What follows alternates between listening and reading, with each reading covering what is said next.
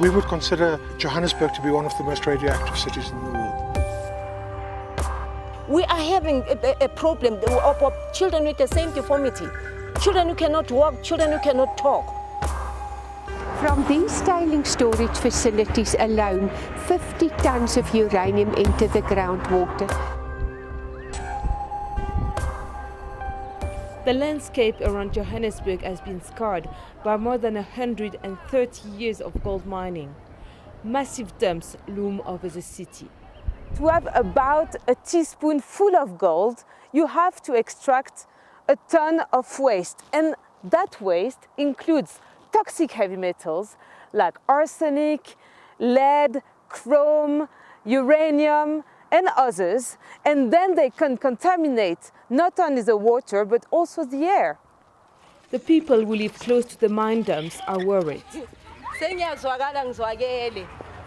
Today we are here in Snake Park to the community that is affected by the mine dam. People who live adjacent to the mine dam that has caused death to our people. My name is Tiny. I'm a campaigner here in Snake Park, Soweto.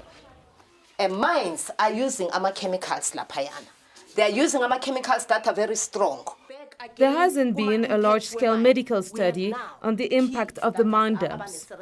But in this one small neighborhood, we met 4 children with cerebral palsy, and the community is convinced that's significant. A lot of children are sick because of this mine dam. A lot of people are coughing because of this mine dam. Now we are coming across children with cerebral palsy. The doctors won't tell you that it's linked to the mine dumps, and they don't explain each and anything to you. But what do you believe? I do believe that it's the cause of this mine dumps. It's very, very difficult and it's painful. Seeing children her age can take themselves to the toilet, can go to the school, and you have the burden to change the diapers, feed her. And sometimes even though she's got a pain somewhere, you can't be able to know. You just have to figure it out yourself, what is wrong with the baby when it's crying. This is a dump right next to where Tiny and the other families are living. In the air they breathe are lots of heavy metals, including lead and uranium. So how radioactive is this place? We are looking at the Geiger counter now, and we've gone up to 12.24. Now we are completely in the red zone. That's 5 times more than the legal limit for exposure per year for someone working in a nuclear facility in the UK. What we are doing now, is it dangerous for us? The community here is exposed 24 hours out of 24 hours. For us, we come here maybe once a week. If I ingest a single grain of dust and it decides to impact on my DNA codes, or I can get bone cancer, or I can get colon cancer and so on from it. There's a variety of illnesses that you can get from the lead, from the arsenic, from the uranium, from the cadmium, from the copper and so on that is in there. What is the recourse of this community here when they do become ill as a result of this particular dump?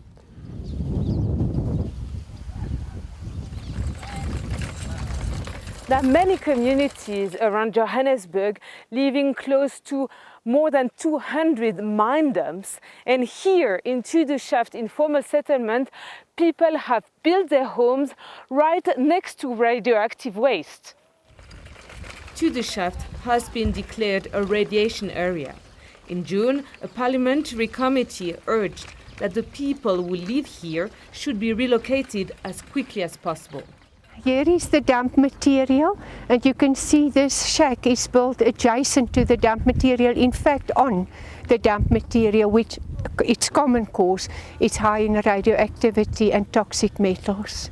It was recommended that people that live here must be screened. In other words, they must wear lead suits in order to live here, or they may only visit their houses for very short periods of time, not to be exposed to the radioactivity. Each and every day when it's windy, you can feel there's something inside your body. Can even sometimes you even cough, and when you cough, you know that wind, that soil is coming inside you, inside your stomach, so your lungs. That's how it affects us. This is my baby Lou. She's only 2 months old. All I wish for her is to come out of this place and go somewhere, have a safe environment where my baby can stay. Please, maybe if they can allocate us and go somewhere, have a house, live a healthy life. A study conducted in Rivoli, another nearby township, found clear evidence of the danger of living close to a mine dump. Children and adults who live closer to the mine dump have significantly elevated levels of lead in their blood. And the same applied to soil. The closer people's gardens or houses were to the mine dump, the higher the levels of lead in their soil. We need better information, we need the public to get involved, we need lobbyists, pressure groups to push for the interventions that will allow people to live healthier lives. And you can't live an optimally healthy life if you live too close to a mine dump. So now we've come here to the Mineral Council to speak to these guys who represent the mining companies, and we want to know what they think about this problem and if they think that they are responsible.